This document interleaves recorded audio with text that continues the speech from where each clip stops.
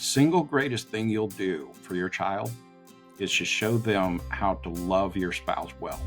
Welcome to the Grace Marriage Podcast. I'm Brad Rhodes. And I'm Marilyn Rhodes. We're here to help you build a marriage that's stronger, more connected, and full of grace. I'm Rick Dayton, joining Brad and Marilyn as we bring you weekly conversations designed to inspire and equip you to live intentionally in your marriage. We'll share practical tips, powerful stories, and strategies to help you and your spouse grow closer and thrive together. So whether you're just starting out or have been married for years, there's always room to grow. Let's do this together. This is the Grace Marriage Podcast.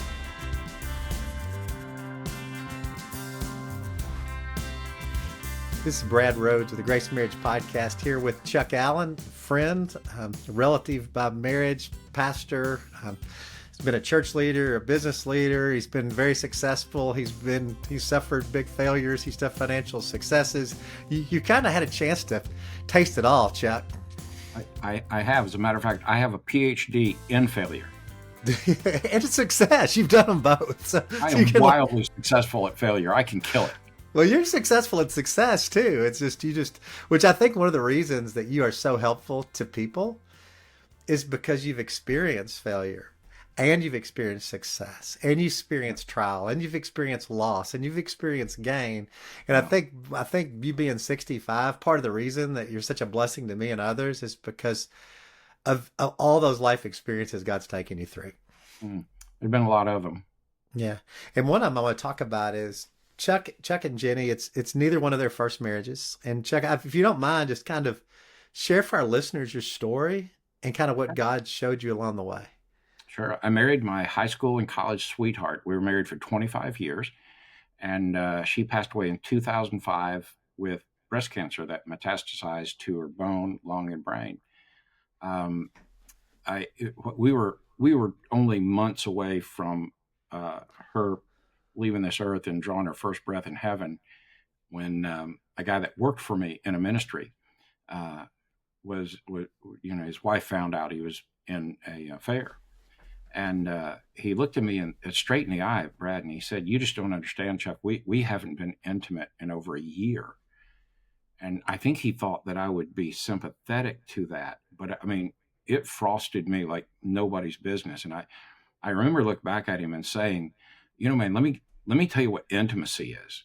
Intimacy is in a few hours, I'm going to get on a plane and fly back to MD Anderson in Houston.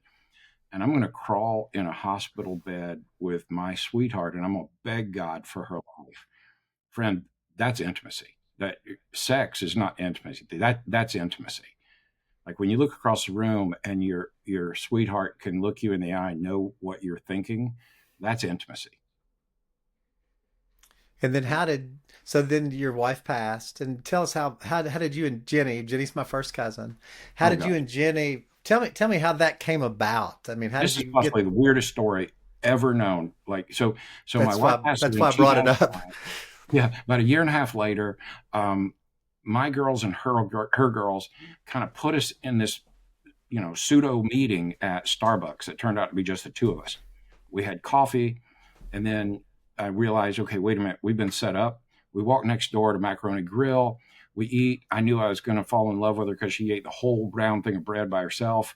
And then I was like, okay, you want to walk across the parking lot and go see a Denzel movie? So go see the movie. And then the next day she leaves and takes her daughters on spring break. She has 4 girls to Hilton Head. And I take my 2 girls and we go on a cruise.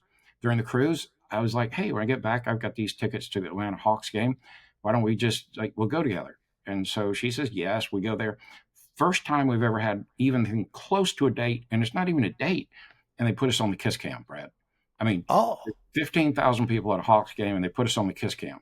You know what the number one question I get about that is? Did you bring it? I went for the kill shot, man. Are you kidding? So we go from there, and months pass. I get on a plane. I'm flying home from the West Coast somewhere, and I called her and I said, Jen, I'm pretty sure I think I love you. And you'll appreciate Jenny. Her answer was duh. And so we put all 6 daughters in a booth at a local restaurant. And I said, hey, Jenny, will you and your girls marry me and my girls? Yeah. And we went back to her house, and her mom was there. And we tried to find a date, and my travel schedule and her work schedule. And one of our girls was playing, on a junior national soccer team, and we were all over the place. And so I just kind of flippantly said, well, let's get married tomorrow. And being Jenny, she just looked at me and said, that's great. So I called a friend of mine and I said, what are you doing for lunch? He said, I'd love to have lunch. I said, no, I just need you to marry me. So we checked the girls out of school. She left work. I left work. We met at this little church. Pastor did a wedding, and we sent the girls back to school. We went back to work, and we've been married since then. And that was in 2007. Wow. Did you know Jenny before your wife passed? Yeah. So our girls played high school athletics together. And here's a weird story, Brad.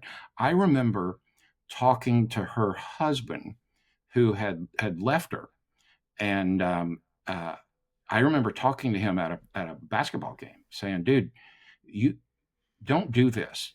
You need that girl's so good. Stay with her." And I literally said, I told him the story, Brad. I said, there's going to come a day somebody's going to marry her, and your kids are going to put their feet underneath his table for Thanksgiving, and they're going to be around his tree at Christmas, and they're going to fill out their school paperwork and call him dad. Can you live with that? And I remember him saying, yeah, and having no idea that a year and a half later, that would be me. Wow. And by the way, that is exactly what happened. Yeah. Wow. Did your first wife that died of cancer know Jenny? Yeah. As a matter of fact, so Jenny came to see my first wife. Her name was Janine. Came to see her about 3 weeks before she passed away. Brought her favorite flowers.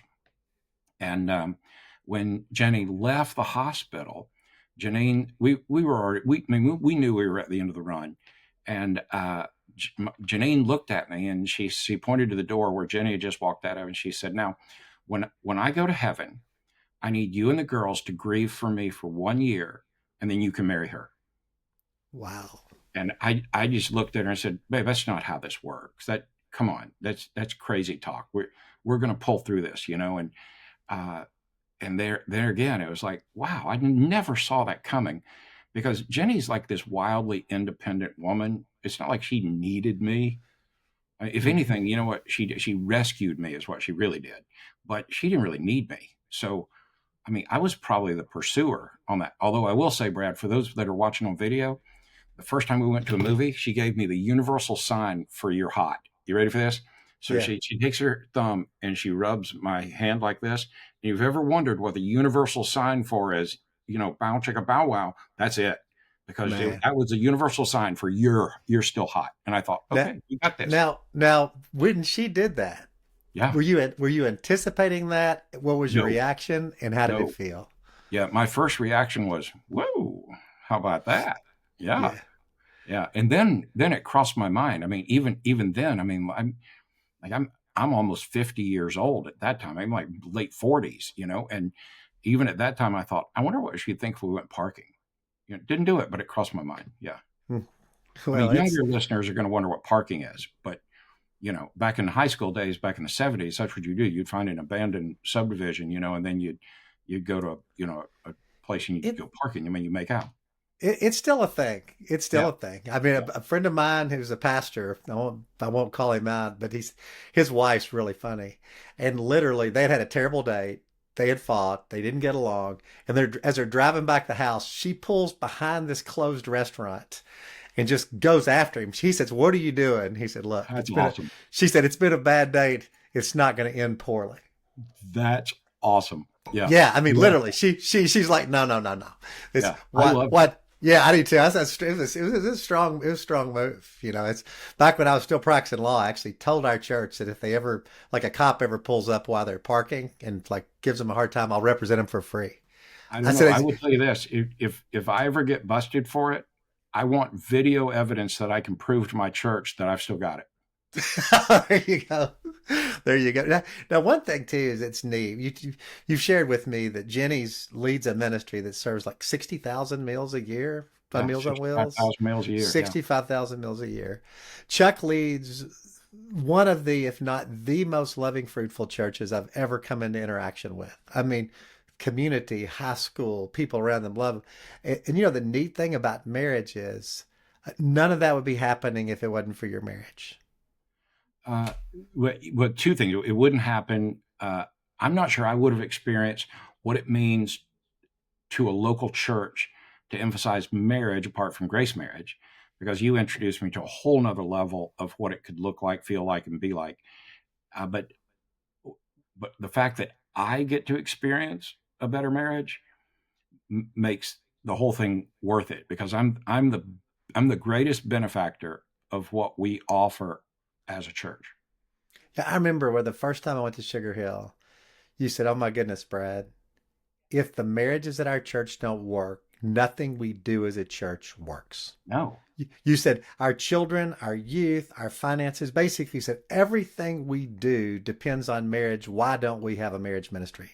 because if you're a pastor and you're trying to figure out how am I going to make ends meet and how do I increase revenues in the life of the church, I will say to you, go invest in marriages. If your kids ministry is struggling, then I would say don't go invest in parenting, go invest in marriage, because when you invest in marriage, you're going to figure out how to do the right parenting. If your student ministry is struggling, go invest in marriages, because those are two different groups. I mean, the group that's got elementary age kids and the groups that have high school kids, it's interesting. Those marriages are struggling with the identical things. It's just the degree of severity. Yeah. And it's interesting too. And we talked about this when I was in Atlanta, is we've kind of moved more, the children come ahead of the marriage. Right. Yeah, I that's a mean, I that's mean, a mistake. I mean, the average couple that I counsel with that's in crisis, that has kids, they're spending almost no time together and they're spending 15 to 20 hours a week Yeah. in youth sports. Right. And, And and not only spending the time, but also spending what little bit of money they have on that. And then wondering, why are we in debt? Why are we not enjoying more time together? Why are we stressed to max capacity because I have no margin at all? And it's because that kid who may not even make the high school ball team, you're spending a few $1,000s on to go places you don't want to be, to spend weekends doing things you don't want to do, and making life more difficult with and for your spouse. I was at an athletic sports banquet and it was kind of funny and it kind of wasn't, but I was by a parent and the youth sports thing had kind of quote worked. Their kid was getting a scholarship. And she said, I added up what we've spent since our kid was in late grade school, and it was actually more than the entire cost of a 4-year degree. It's like so, it's like because we'd been to AAU tournaments, we'd traveled here, we'd paid money for lessons, we'd done all these things. She's like, it all turned out to be a wash. That You is know, the very definition of a lost leader. yeah, exactly. But it's interesting because I do a lot of crisis counsel, and we don't have time for dating. We don't have money for dating, but Right. they have 15 hours a week and $300 a week Yeah. for youth softball, youth sports. And when you like, it doesn't. I said, so does it make sense to spend that much money on youth sports, that much time on youth sports, no time with each other, and then have your marriage almost fall apart in divorce, sitting and talking to a counselor trying to fix it? So, not so humorous, but humorous story. After the last time you were with us, Brad, I have this couple that comes to me. They've got three kids. All three are like super youth sports folks, right? Like I-9, I mean, the lessons, the whole thing, right? So they came to me, and you could tell I'm not sure if they liked you or not, but they really didn't like it when you address youth sports, because that's their lane, right? So they sit down in my office and they're kind of going through all this, and I can tell that, they're trying to figure it out. And they said, so we just want to know, do you agree do you agree with Jenny's kinfolk? I mean, that's literally the word, Jenny's kinfolk, about this sports thing. And I said, I don't think it matters whether I agree or not, but yes, I do. I said, let me just ask you this. How much margin do you and your husband have with one another? How much room in there do you actually spend with each other? When's the last time you were on a date? I mean, a date that didn't include other parents from a team. When were you on a real date? They literally had to ponder and think, and they had to go back months. And I'd say, no, tell me what replaces that time. Well, I shuttle, her, and I shuttle him, and I shuttle the other one, and then she shuttles them. And I said, okay. I said, all that is, wonderful. What would you do with that time if you had the time? So we did the little inventory, kind of like you talk about. And sitting in my office, they looked at me and they said, what would you start cutting out? And I said, I wouldn't go whiplash with my kids, but I would sit down with my kids and have that conversation with them. Now, I know that may not set well with everybody, but they did. Came back and saw me next week. You're not going to believe it. You know what the kid said? We'd love to stop. Yeah. Think about that. We'd love to stop. Well, Jenny, your Oh, yeah. wife, Jenny, Chuck's wife was an elite athlete. I mean, I knew her she was a full scholarship volleyball player at Ole Miss. She's a Division I Power Five level Yeah. softball player as well. And if I remember correctly, Jenny, by her junior year of college, volleyball was more work. Oh, she told one of our girls played D1 soccer. And I can remember Jenny having the conversation with her early on saying, now, if you choose to do this, just know they own you. You will not have a college experience. You will you will regret it. But just know I'm with you and for you, whatever you choose. She made it through one season, came back and said, no, I'd rather just go to college. And Jenny was so thrilled to be able to say, don't worry about the scholarship. I want you to enjoy the world. And I want you to grow up and love Jesus. Let's just do this. I would just say, man, listen, that kind of investment really is a bit of a fool's errand. It's it's something like I remember Chuck because my kids played sports and I grew up in a very sports obsessed family and I'm pretty sports obsessed myself and I'm going to be at the UK Toledo game tailgating for 3 hours waiting Brad for is another. like Condor on a tennis court. I mean, it's like you don't even have to move your feet; your arms go so wide. But it's a good thing because I'm not very good at moving my feet, Chuck. I'm not very fast. But the thing is, my mentor. So my daughter had a high school. My daughter taxied. So if you know what taxi means, that means your daughter's on JV and varsity, which is no worse parental nightmare than taxi, because taxi means you get there 30 minutes before the JV game and you leave 30 minutes after the varsity game. So instead of been there 2.5 hours, you're there 5.5, and your daughter usually plays about 20 seconds on the varsity. So I was getting ready to go to Murray, Kentucky, 2 hour drive. And my mentor, he said, what are you doing today? I said, well, I'm getting up early driving to watch my daughter play soccer in Murray. How many kids you got, Brad? I said, 5. He said, so you're leaving 4 of your kids and your wife, and you're going to spend an entire day watching your daughter play. He said, why are you doing that? I said, I'm supposed to, right? He goes, no, it'd be wiser. Put her on a bus, wish her good luck. When she gets back, ask her all about it. She goes, when she gets out of high school, people aren't going to go to all her stuff. He goes, now I'm not saying don't go to a lot of her games. I'm just saying you don't have the yoke of going to all of them. And it was so freeing because I really thought being a good parent meant I never miss one. Now I being felt the same way. now being a bad parent's never go to any of them. Right, absolutely. But it was so freeing to realize that I mean, because Marilyn and I, when you got multiple kids, and your kids are in sports, you rarely see each other. Absolutely. Marilyn's taking one kid one time Yeah. we had 5 kids in sports on 4 different varsity teams, Yep. college and high school. Now, how do you manage that in a marriage if you don't learn you don't have to be at everything? Yeah, you don't. You don't. You just crash and burn. Yeah. Yeah. So One of the things we've learned through Grace Marriage here at Sugar Hill, and Jenny and I learned it, but we learned it the hard way, which was, this, by the way, I'm speaking primarily right now to blended families because we are a blended family. I mean, we are just completely, 6 daughters thrown into one family and all the baggage we brought from death and divorce, right? We brought all that. And you know what I have learned, and I say this to blended families, blended couples all the time. The single greatest thing you'll do for your child is to show them how to love your spouse well. That is the best training you'll give them. Yeah, I couldn't. And I got that same counsel. And so Meryl and I've been on a date once a week for 28 years, through 5 kids, through child health crisis, through personal health crisis, through the death of her dad, through everything. And I just tell my kids, I just said, look, if your mom and I didn't get along, Yeah, you don't know how negatively that would affect your life. that's so true. I said, if your mom and I ended up something happened and us divorcing, breakup, you don't realize how negative that's going to impact your life. So you may not believe this, but I'm going on a date with your wife, with Marilyn, for you and your mom. How great is that? Yeah. And frankly, I love kids. I've got 5 of them, Yeah, and but kids are more of they're more of an energy pull than an energy give. no doubt.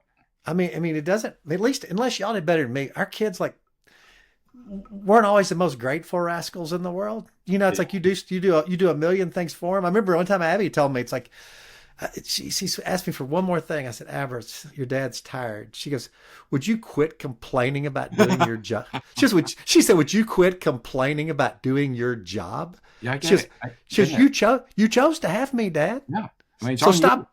Yeah, so stop complaining. But my point is, marriage, if done rightly, is an energy gain Yeah. that actually equips you both to love your kids 100%. better, enjoy your kids better. And that's why scripture calls it an oasis in the desert. When done right, you Yeah. gain so much energy, love, fun, affection for one another, that just by overflow, you're better parents. Yeah, my podcast partner, who was here both times that you've been with us, she said after the first time, she said we were talking about the story about not going to the ball game but Mm. dating your bride, and I thought she had a great statement. She said, and the truth behind it all is, 15 years from now, your daughter will not remember whether you were at that game or not. They will remember you saying to them, no, I'm going to take your mom on a date because she's that high priority. And your daughter will remember 15 years from now, I want to marry somebody that does that for me. Yeah. And they're going to require it. And my daughter, Madeline, she married Absolutely. Zach. She married Zach. They got back from their honeymoon, and Madeline's question to Zach is, "What are you doing on our date this week?" Yeah, And he's exactly. like, "What?" And he goes, "Zach, if you're married, you date once a week. They date once a week." But she knows no other way. That's all she's seen for her entire life. So we can totally change the paradigm how marriage is done, because if the standard operating procedure in how to do marriage includes talking daily, dating weekly, and getting away when you can, it'll flip this country on its head. What's amazing is that we're not talking about some systematic weird thing that you have to do. We're talking about just being gracious, Mhm. just actually caring enough to love each other well in a tangible fashion. Well, tonight, so Jenny got to pick the restaurant tonight where we're going. Her favorite restaurant in Atlanta is this place called Rumi's. It's Persian food, and it's like her favorite. And so she gets to pick, and that's where we go. Now, when I pick, it's always barbecue. So what barbecue is your favorite in Atlanta? Listen, I have this little place called Old Brick Pit Barbecue. It's kind of over near Brookhaven in Georgia, and it's such a dump. It's such a hole in the wall. I mean, Brad, seriously. Now, you and I would love it. Jenny is just like, okay, it's your night. I'm going to do it because I love you. But so tonight we go to Rumi's, the white tablecloth, the whole thing. So it's a little different experience, but that's Yeah. part of what makes it fun. What's Persian food? Iranian food. So think about it. What's Think well, about it. what's Not Iranian? Mediterranean. Persian is it's a little different. But I'll tell you what, they got the best piece of fish in Atlanta. It's so good. Sea bass there is crazy good. Well, that's unbelievable. It's like as a church, it's Scripture says in Romans, "Don't be conformed to the patterns of the world, Right. but be transformed by the renewing your mind." Right. Uh, the church being silent on marriage has just allowed people to buy into a lot of patterns that aren't helpful. And 100%. and one thing I love about Sugar Hill is you guys are stepping forward. You've launched an ongoing marriage ministry.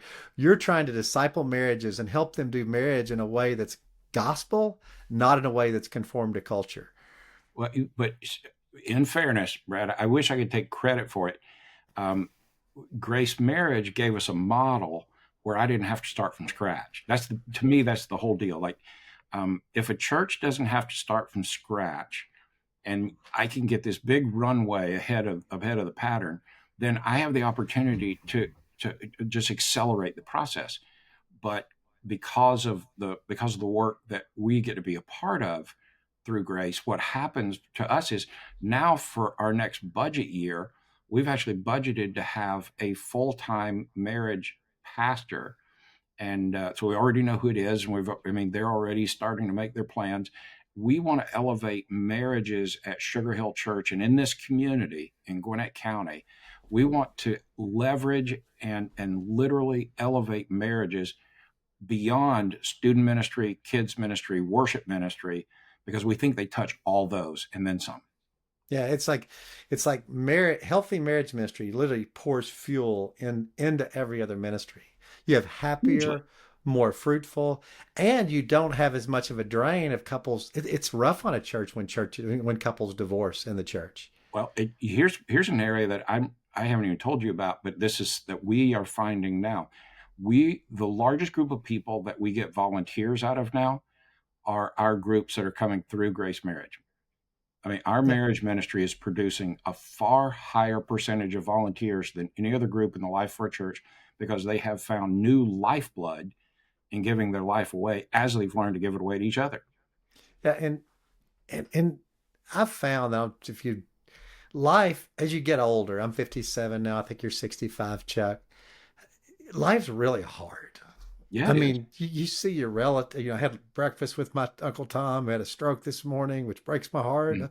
It's just a lot. But when I have like one day a week, like a set aside, just to enjoy my best friend in the world and hang out, it really helps you make it through this deal. It does.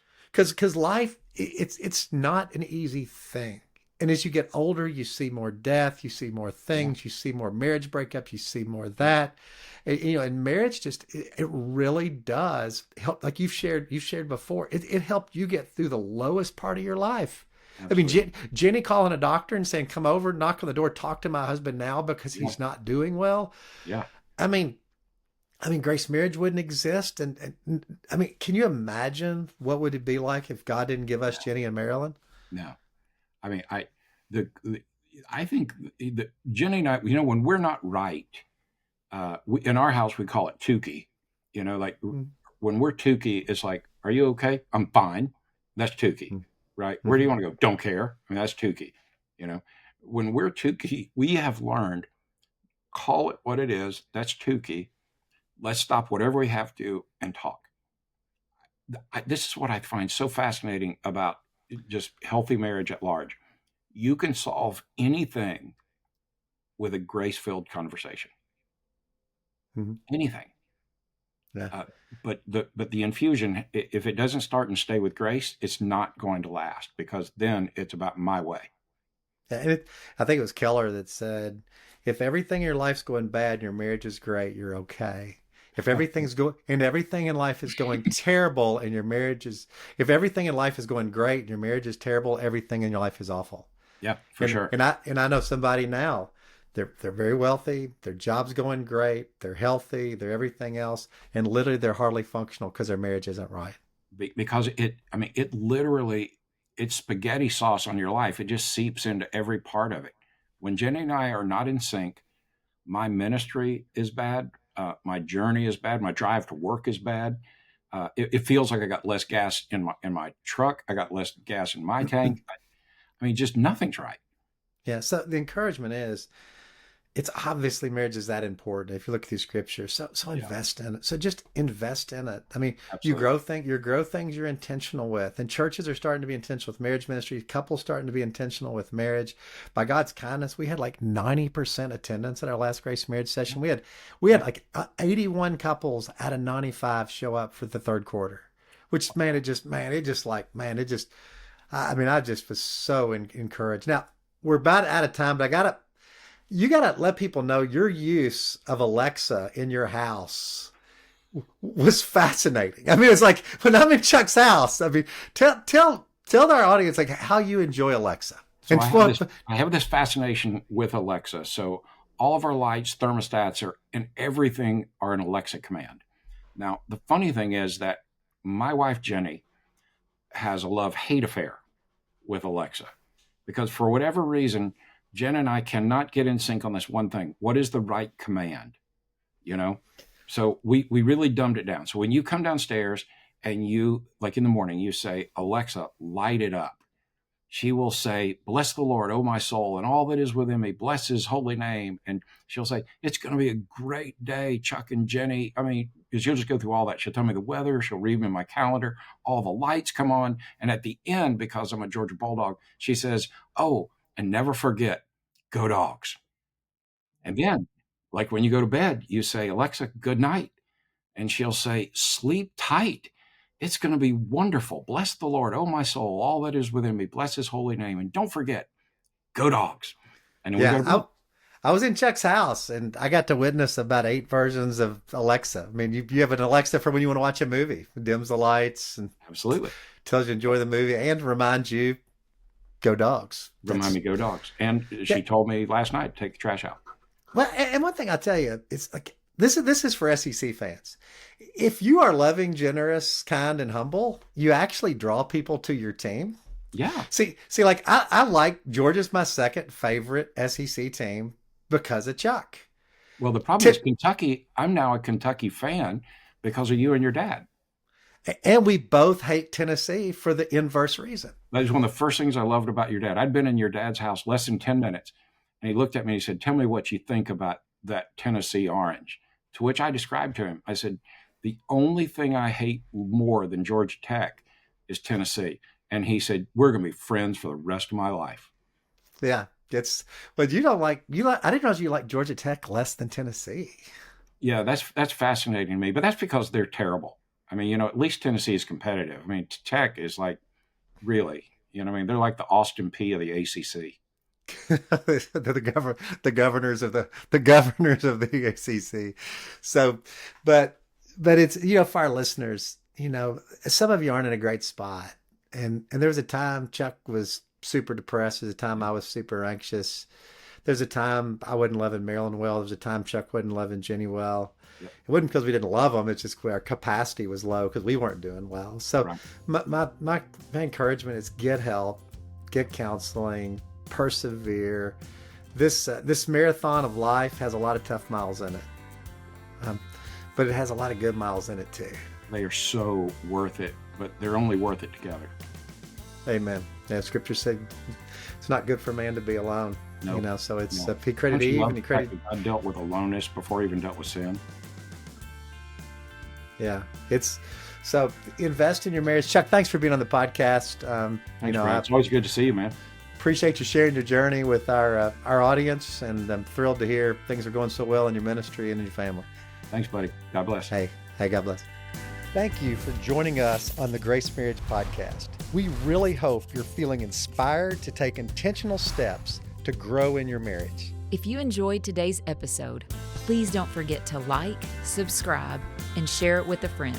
Your support helps us spread the message of grace and reach even more couples. And if you have a moment, please leave us a review. Your feedback means a lot to us and helps others discover the podcast. To learn more about how you can grow in your marriage, visit us at gracemarriage.com. Keep building stronger, grace-filled marriages. We'll see you next week on the Grace Marriage Podcast. Until then, keep growing in grace.